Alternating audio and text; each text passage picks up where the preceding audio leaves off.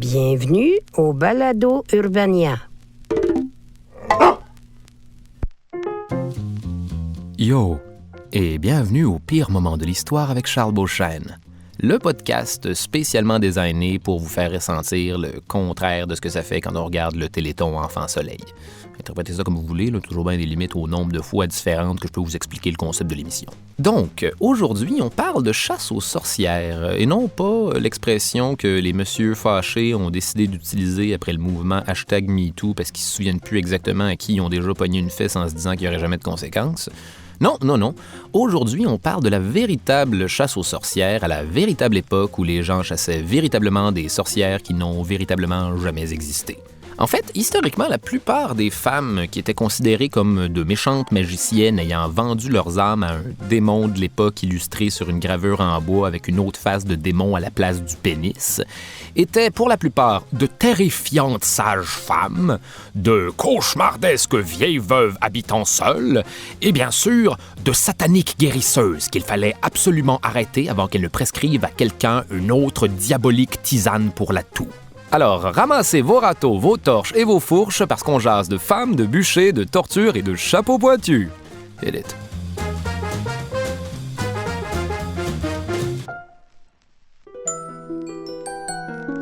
Cette histoire commence il y a très longtemps, genre avant le Moyen-Âge, mais après que les Romains eurent décidé de partir chacun de leur bord faire des projets solo.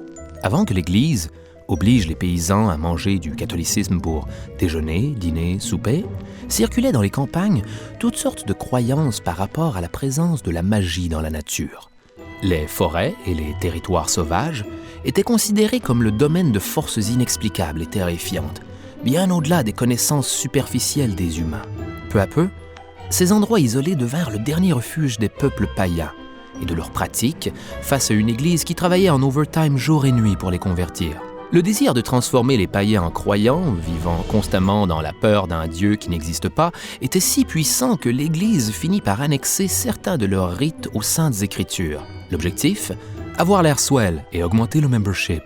Le moins qu'on puisse dire, c'est que c'est ce que l'on appelle mettre de l'eau dans son vin de messe.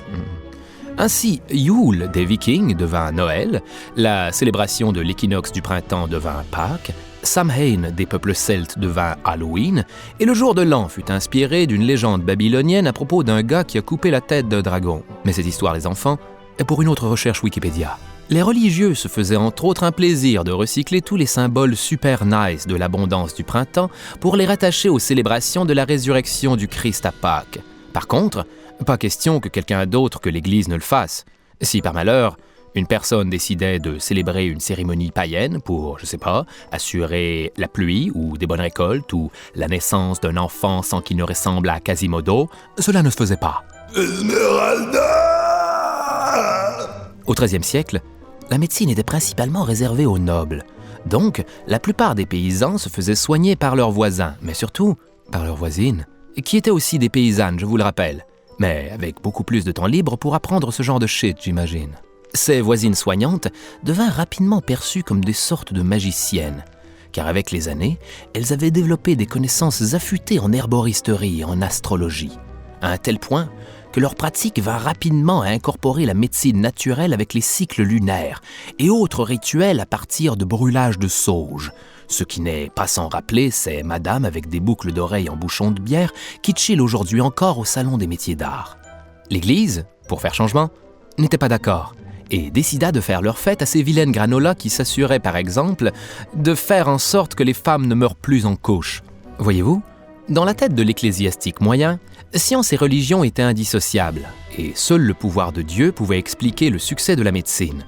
Si celle-ci n'était pas administrée par un homme de foi, il ne pouvait s'agir que de l'œuvre du diable. Et malheureusement pour toutes ces pauvres madames, la seule méthode que connaissait l'Église pour combattre le diable était de ne pas être super fin à leur tour. Ainsi commencèrent les chasses aux sorcières. En fait, c'est pas tout à fait vrai ce que je dis là, parce que les premières chasses aux sorcières étaient des initiatives de compatriotes paysans qui cherchaient, comme le veut l'habitude, quelqu'un à blâmer quand les choses n'allaient pas comme ils le voulaient. Merde alors, on dirait qu'en vieillissant, je suis de moins en moins capable d'atteindre l'érection. Ça doit être le coup de cette vieille conne d'en face qui fait des breuvages. Bonjour! Bonjour, Madame Coder-Welch! J'espère que t'aimes te faire tremper dans l'eau froide, espèce de vieille peau. En fait, à la base, l'Église était contre l'idée même de chasser les sorcières, parce que ça voulait dire encourager la logique païenne selon laquelle les sorcières existent, et il ne fallait vraiment pas que le catholicisme cautionne ça. Leur version officielle, c'était que les sorcières n'existaient pas. Mais bon, en même temps, quand ils se sont rendus compte que c'était un trend qui devenait de plus en plus populaire pour régler ces problèmes et que ce serait plus difficile à interdire qu'à encourager, l'Église a tout bonnement décidé d'utiliser les croyances populaires à son avantage de façon à ce que être un bon catholique soit une fois de plus la solution. Youpi. Finalement, la chasse aux sorcières, c'était notre idée depuis le début. Trouvez-moi cette vieille conne de Madame Coder-Welch et faisons-lui boire de l'eau jusqu'à ce qu'elle explose. Ah oui, by the way, voilà comment nous allons régler les problèmes à l'avenir. Catholicisme! Contexte historique. Ce qu'on qualifie de chasse aux sorcières a eu lieu entre 1430 et 1630 et a fait entre 40 000 et 100 000 victimes en Europe. D'ailleurs, si la marge d'erreur est à ce point wacky, c'est qu'en plus de procès religieux pour sorcellerie, on a aussi assisté à énormément de lynchage spontané et par la suite, on s'est rendu compte trop tard que les foules en colère avec des fourches puis des torches n'étaient pas super têtes pour archiver qui a tué qui sur les fichiers Excel de l'époque. Une mauvaise nouvelle n'attend pas l'autre. 200 ans plus tard, la peste noire sort de nulle part en Europe et emporte avec elle du jour au lendemain 200 millions de personnes qui vomissent du noir. Donc, un tiers de la population européenne vient inexplicablement d'arrêter d'exister. Seule hypothèse, Dieu est en colère et il faut punir quelqu'un. Je niaise pas. Seule hypothèse.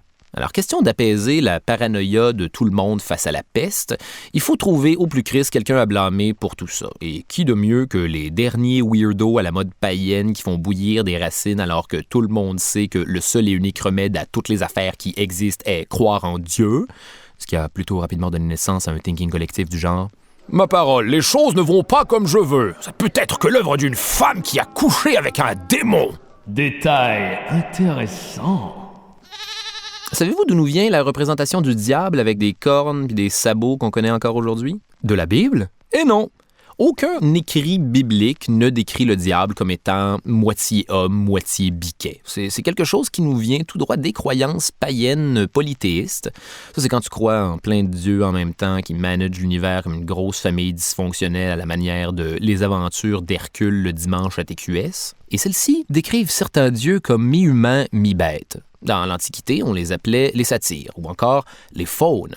Pour les gens qui croyaient à ça, c'était pas des divinités néfastes, mais uniquement une représentation du côté masculin de la nature. Peu importe ce que ça veut dire. Donc, à un moment donné, les catholiques vont se chercher un super vilain à opposer à leur dieu, et bingo, le faune apparaît comme un candidat de choix.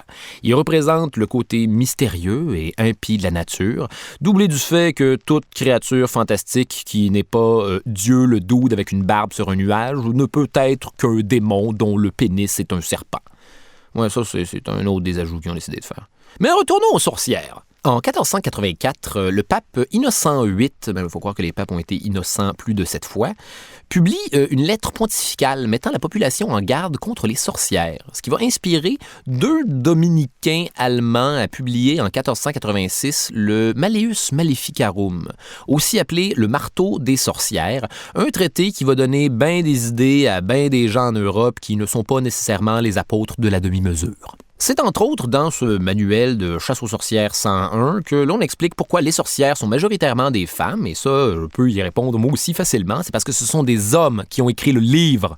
En fait, l'ouvrage est surtout une espèce de liste d'épicerie de reproches aux femmes, ce sexe inférieur dont il faut se méfier, ces êtres moins intelligents avec moins de volonté, puis des désirs sexuels incontrôlables qui les poussent à être plus proches du démon. Vous savez, les femmes, quoi. Bon, bref, inutile de vous dire que ça faisait très longtemps que les gars qui ont écrit ça avaient vu une paire de boules en vrai. Donc, dans ce pamphlet de très très grosse misogynie, on apprend entre autres bullshit que les sorcières sont légères et qu'on peut connaître l'innocence d'une personne en la pesant. On peut aussi y lire que le corps des sorcières est complètement insensible et qu'elles ne peuvent retrouver un peu de sensations ou d'émotions humaines que par la torture. Les gens du 15e siècle étant ce qu'ils sont, j'ai le malheur de vous annoncer que la torture était une technique vraiment plus populaire que la pesée. On utilisait d'ailleurs la torture à 2 effets. 1. pousser les condamnés à avouer leurs crimes, mais apparemment, t'as pas besoin de beaucoup d'objets en métal dans le vag pour inventer des anecdotes de rites sataniques. 2. Convaincre les suppliciés à balancer leurs complices sorciers. Et encore une fois, ça prend pas beaucoup de métal brûlant sur les tits pour que tu te souviennes d'avoir vu mon oncle Frank passer sur un balai devant une grosse pleine lune jaune. Ce fut l'hécatombe.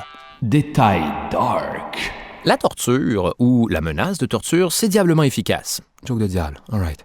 Par exemple, en 1597, on a vu une présumée sorcière accuser 19 autres congénères qui n'ont sûrement pas eu une retraite confortable à partir de ce point-là. Les gens n'hésitaient pas non plus à dénoncer les membres de leur famille. Disons que quand quelqu'un te brise les doigts dans une machine spécialement dessinée pour ça, les noms proches dans l'arbre généalogique sont souvent les premiers qui te viennent à l'esprit. Tenez, pour vous donner une idée, en 1602, une accusée de Brouhamout, âgée de 9 ans, va entraîner avec elle sur le bûcher ses parents, ses oncles, ses tantes et ses grands-parents. Ah oui, les hommes et les enfants pouvaient aussi être accusés de sorcellerie. Les enfants étaient d'ailleurs très souvent témoins lors de procès pour sorcellerie, tout simplement parce que c'est super facile de leur faire avouer n'importe quoi parce que les enfants, c'est stupide. Donc là, si quelqu'un t'accuse de sorcellerie sous la torture, on te torture à ton tour. Fait que là, sous la torture, t'accuses toi aussi du monde. Et c'est ainsi qu'un petit village pouvait condamner à mort une centaine de personnes en l'espace d'1 an ou 2. Ce qui est techniquement moins ravageur que la peste noire, donc tout baigne dans l'huile, il faut croire. Les gens croyaient tellement fort à la sorcellerie que s'ils étaient soupçonnés, ils craignaient souvent d'être eux-mêmes des sorciers sans le savoir, alors ils se confessaient immédiatement pour s'éviter la torture. Ouais, les choses devinrent très rapidement un sketch des Trois Stooges. Parce qu'à ce stade-ci, vous comprendrez qu'il y avait clairement un problème de torture et non de sorcellerie. Il faut aussi souligner que les procès, lorsqu'ils avaient lieu, étaient particulièrement humiliants. On demandait notamment aux victimes de décrire avec moult détails leur vie sexuelle avec Satan ou tout autre amant plus ou moins surnaturel comme un gobelin, Frankenstein, une momie. En fait, de façon générale, c'était pas une époque où il était recommandé de coucher avec des phénomènes surnaturels.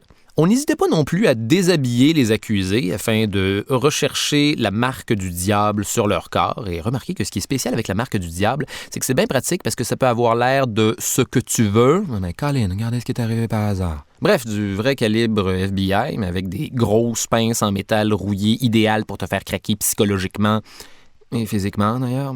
Beaucoup physiquement d'ailleurs. Et pas question de lever sa main pour poser des questions. Remettre en cause la chasse aux sorcières, c'était se retrouver avec un billet aller simple pour le resort tropical de Punta Chambre des Tortures. Détail intéressant. Une des pratiques les plus craintes par les non-sorciers, c'est un rituel décadent qui n'a jamais existé. Le sabbat. Non, pas le jour du repos de l'Ancien Testament que les Juifs pratiquent en chillant autour de plein d'appareils électriques éteints. Quoique, fun fact, les Juifs aussi étaient parfois brûlés et accusés de coucher avec le diable. Lucifer était vraiment dans une bonne passe sexuellement. Je pense que le truc, c'est la confiance en soi. Bon, donc, pour ce qui est de ce sabbat-ci, on parle d'un concept clairement sorti de l'imagination sordide des deux bozos allemands qui ont écrit le Malleus Maleficarum, un genre de gros party de sorcières où elle buvait vraisemblablement des potions magiques pour rentrer dans un état second où sexe, gloutonnerie et meurtre de nouveau-nés étaient au menu. Excusez, je vais prendre un petit 2 secondes pour noter ça dans mes recherches Pornhub de tout à l'heure, parce qu'on enlève les meurtres de nouveau-nés puis rajoute des masques avec des fermetures éclairs puis on est en business dans mon livre à moi. Ce que je veux dire, c'est que ça sonne vraiment comme une fantaisie de gros nerds. Hey les filles, j'ai bu plein de potions et maintenant j'ai trop de libido. Est-ce que quelqu'un veut venir m'aider? Oui, moi! Préparez-vous pour un puissant spell de girl-on-girl action! Sauf que là, on est loin de la porn. La manœuvre se voulait surtout une excuse pour faire, encore une fois, plus de place à la religion dans tout ce capharnaüm. Pour créer de l'ordre, il faut quelque chose pour symboliser le désordre, et rien de mieux pour ostraciser un groupe qu'inventer un rituel maléfique imaginaire. En fait, ça va tellement bien fonctionner qu'à un moment donné, l'Église va réaliser qu'elle a perdu le contrôle sur tous les villageois en tabarnak dans des contrées lointaines qu'elle encourage depuis le début, et c'est le bordel. En un seul jour, à Quedlinbourg, en Allemagne, 163 femmes sont brûlées. Pour vous donner une idée, dans un petit carré de village comme Quedlinbourg, en brûlant juste 30 personnes à cause du vent, les bâtiments se retrouvaient visqueux de graisse humaine qui retombait comme de la neige. Heureusement, personne n'était sur une diète zéro lipides, zéro glucides, parce que Quedlinbourg est rapidement devenue la ville de l'histoire avec le pire indice de masse corporelle. Mais sérieusement, beaucoup de gens sont morts brûlés. Et en brûlant toutes ces femmes, qui allait nettoyer le dégât? Haha, sexisme systémique du 17e siècle. Bon, d'ailleurs, on s'entend que t'as pas besoin de brûler beaucoup de monde vivant dans un petit village pour que ça devienne une tragédie. Que, de façon générale, l'ambiance au marché le samedi suivant devienne très awkward. Pas encore convaincu de l'énorme dérape à laquelle on a assisté? Eh bien, en Espagne, à Logroño, en 1610, il y aurait eu un jour 6 exécutions d'un coup pour sorcellerie. Ensuite, les citoyens assoiffés de sang se sont mis à capturer et torturer eux-mêmes des suspects random jusqu'à ce que 1777 personnes soient accusées de sorcellerie en même temps, dont 1394 enfants. Donc, débordés, les juges ont finalement décidé de classer l'affaire avec un tour de passe-passe rhétorique absolument hallucinant, déclarant en gros « Le meilleur moyen d'éradiquer la sorcellerie serait, après mûre réflexion, d'arrêter d'en faire la publicité. Écoutez, nous avons regardé les chiffres et nous croyons que le nombre de sorcières présentes dans la ville est peut-être légèrement surestimé. Si nous faisions comme si de rien n'était, peut-être verrions-nous moins de sorcellerie partout en parlant d'autres choses une fois de temps en temps, non? Qui ici aime la pâte Fimo? » Pour vrai, si on résume, c'est ça qui a arrêté le bain de sang. J'ai réalisé que c'était peut-être un peu weird de se ramasser avec des villes à 1777 sorcières. Le trafic aérien devait être épouvantable. Les intellectuels du 18e siècle, vous savez, ce truc que l'on appelle le siècle des Lumières, parce que tout le monde a réalisé que la science est une bonne idée, ils seront pour beaucoup dans le changement de mentalité. Et le mouvement va s'estomper tranquillement tout seul. Pas mal tranquillement même. On s'entend que la dernière femme à être condamnée en Suisse pour sorcellerie a subi son procès en 1782. Et le droit de vote des femmes a été obtenu là-bas en 1973, by the way. Heureusement qu'ils sont sur le piton pour les horloges et le chocolat. Et là, qu'est-ce qu'il y a à apprendre de tout ça, hein? En fait, avant même les chasses aux sorcières, les relations sexuelles avec le diable et les rituels sataniques étaient utilisés fréquemment comme excuse pour faire la vie dure aux groupes que les gens trouvaient utile de marginaliser, comme les Juifs ou encore les populations gitanes.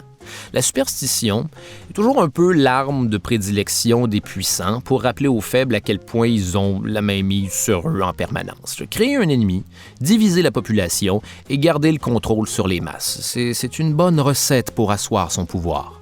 De nos jours, partir à la chasse aux sorcières signifie qu'on persécute injustement un groupe qu'on estime être responsable d'un problème de société.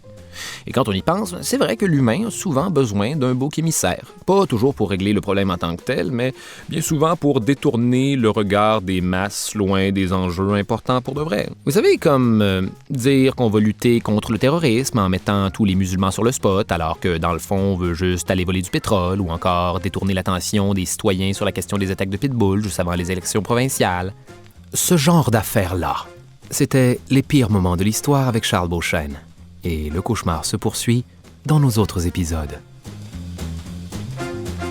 Les pires moments de l'histoire, c'est, au texte et à la recherche, Charles Beauchesne, Audrey Rousseau et Catherine Thomas. Pour Urbania, la rédactrice en chef, Barbara Judith Caron. Et la productrice exécutive, Raphaël Huysmans. Le balado Les pires moments de l'histoire avec Charles Beauchesne est une production d'Urbania. C'était un balado Urbania. Abonnez-vous donc et notez l'émission sur iTunes ou Google Play. Boy.